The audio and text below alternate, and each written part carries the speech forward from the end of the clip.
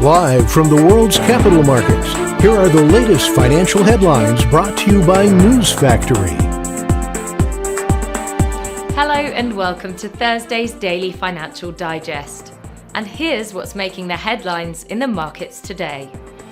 The Bitcoin-dollar pair dove 5.4% in the last session. The MACD is giving a positive signal. The last session saw the euro drop 0.3% against the dollar. The MACD is giving a positive signal. The pound-dollar pair made a minor downwards correction in the last session, dropping 0.2%. The CCI is giving a positive signal. The Aussie dollar price remained largely unchanged in the last session. The ROC is giving a positive signal. And now let's hear what our chief analyst picked up for us today.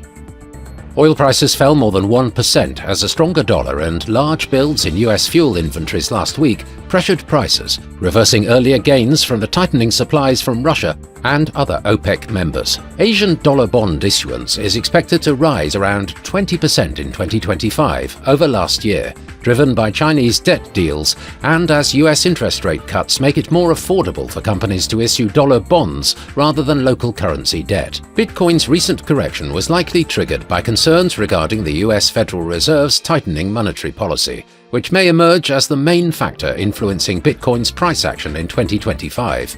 Bitcoin's price temporarily breached the $100,000 psychological mark on January the 7th before staging a heavy correction.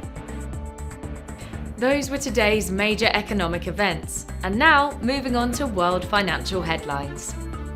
Germany's exports will be released at 7 GMT. Germany's imports at 7 GMT. Japan's overall household spending at 23:30 GMT. Japan's JP foreign reserves will be released at 23:50 GMT. Australia's exports at 0:30 GMT. Australia's imports at 0:30 GMT.